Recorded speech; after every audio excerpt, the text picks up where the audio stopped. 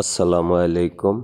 প্রিয় মুসলিম উম্মাহ, আপনারা কেমন আছেন? আজকে আমি এই যে মসজিদে নববীর ভিতরে অংশটা আপনাদের দেখানোর চেষ্টা করতেছি।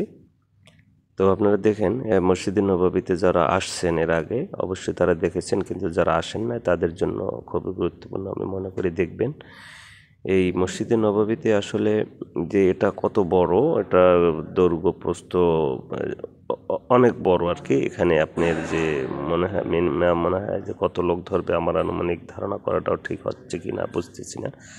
তবে ভিতরের পরিবেশটা দেখলে আপনার কাছে মনে হবে যে এটা একটা শান্তি এবং শান্তি বর্ষিত হয় এবং কারুকার্য এত নিখুঁত সুন্দরভাবে করা, এবং মানুষ এসে এখানে বসে এবং প্রত্যেকটা শীতাতপ নিয়ন্ত্রিত এবং উপর নিচ থেকে শুরু করে সব কিছু খুবই চাকচিক্য করা অবস্থায় আছে আর কি।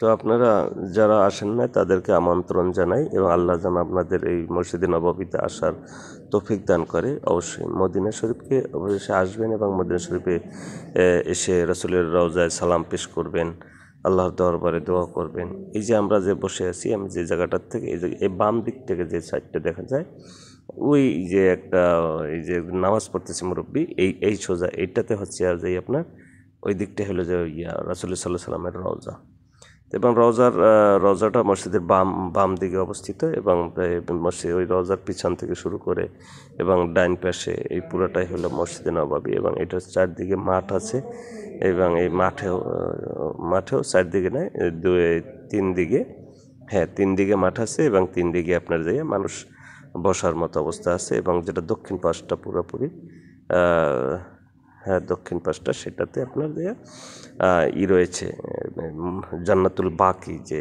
কবরস্থান রয়েছে সাহাবীদের, সেই কবরস্থান ওই দিকটা রয়েছে আর কি। আবু বকর রাদিয়াল্লাহু তাআলা বা মা ফাতিমার যে কবর রওজা মোবারক রয়েছে সেটা জান্নাতুল বাকিটা বাম দিকে আর কি, মদিনা শরীফ থেকে দক্ষিণ দিকে, মদিনা শরীফ আর মসজিদে নববী থেকে।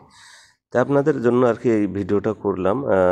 আজকে অবশ্য শুক্রবার, আপনারা দেখবেন, এবং শুক্রবারে এখানে যে মনে হয় কয়েক লক্ষ মানুষের নামাজের ব্যবস্থা করা হয়, এবং পুরা চতুর্দিক রাস্তাঘাট থেকে শুরু করে সব কিছু লোকে লোকারণ্য হয়ে যায়।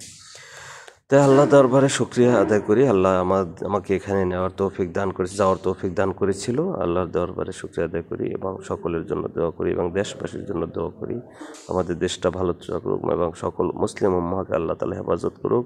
পবিত্র রমজান মাসের উসিলায় আল্লাহ যেন সকল মুসলমানদেরকে আল্লাহ রক্ষা করেন এবং যত মুসলিম নরনারী ইন্তেকাল করেছেন সবাইকে আল্লাহ হেফাজত করুক, জান্নাত দান করুক, আমিন।